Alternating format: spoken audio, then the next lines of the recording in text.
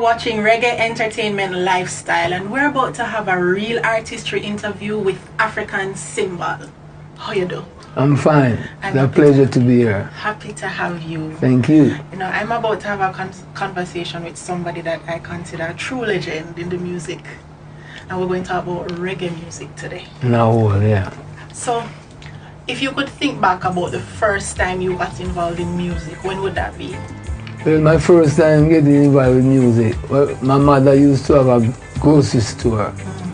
Growing up as a kid, coming up, I always fascinated with music. So I asked my bigger brother, can you buy us a record player? And he said, yeah, if you stick to your lesson more and more, then we do so.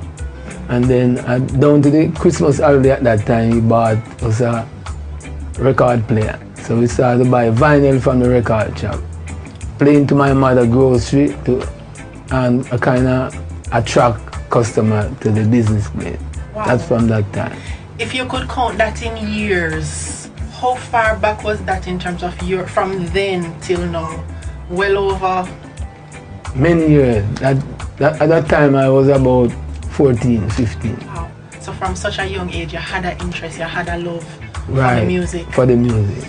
From there, playing in your mother's grocery store or in the shop, where did you go next? Well, my mother sent me to study electrical engineering.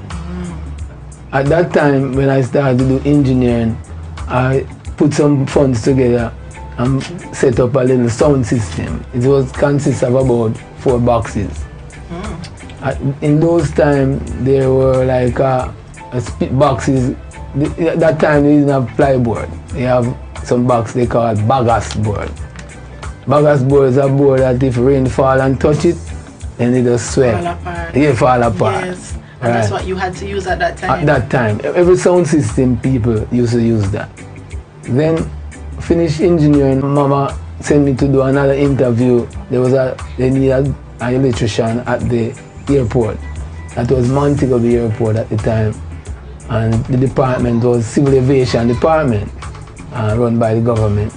Right. So I started working there. Then I started to raise some funds and thinking of improving my sound system. So even working at the airport with Civil Aviation, you were still thinking about music? Yeah, I wanted to improve, to have a big sound system. Because in my younger age, when we got holiday, we have a chance to listen to other sound systems. From that early age, who were some of those sound systems that was motivating you and inspiring you to create your sound? Well, at that time, you have some sound system coming into Montego Bay from Kingston.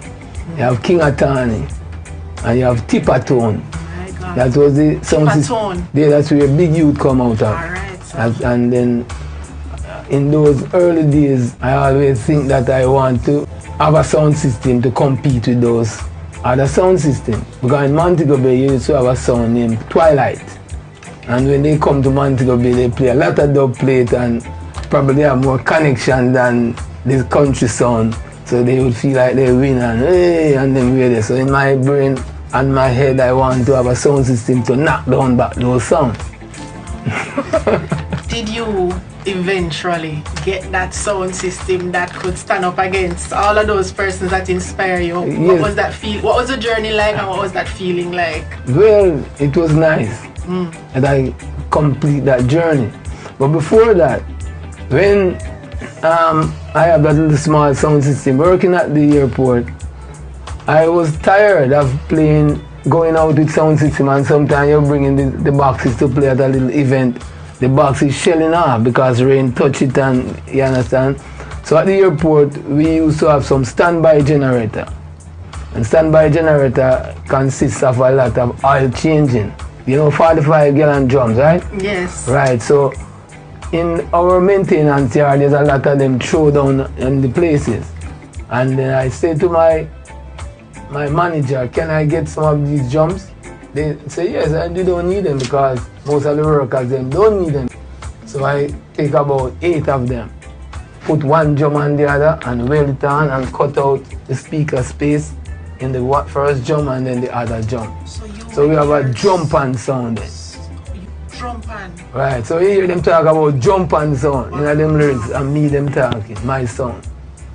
Amazing. That was African cymbal sound. But you were determined that you would have a sound that was falling apart, even if it was to take all drum sound. Alright. So in my community, you have a lot of different sound systems.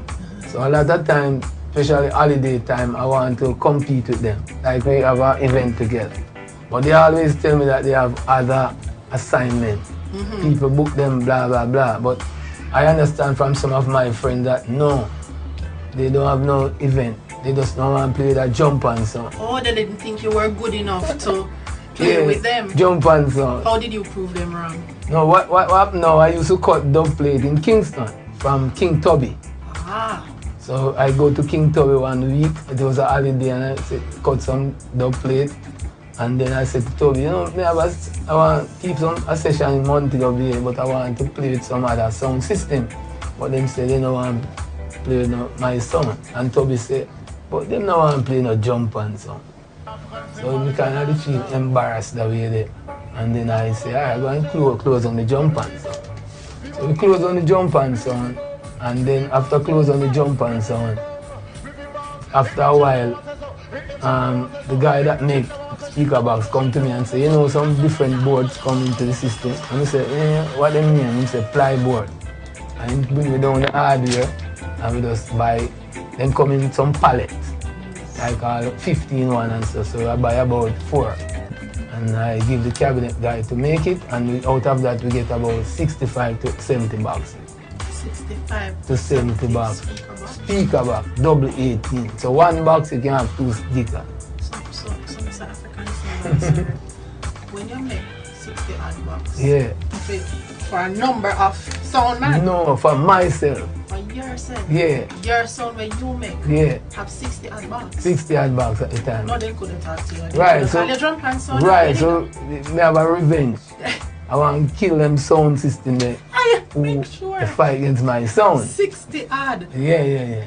Stay tuned for part 2 next week when African Symbol speaks about the legend Bob Marley and reggae music. You're watching Reggae Entertainment Lifestyle. Keep it green.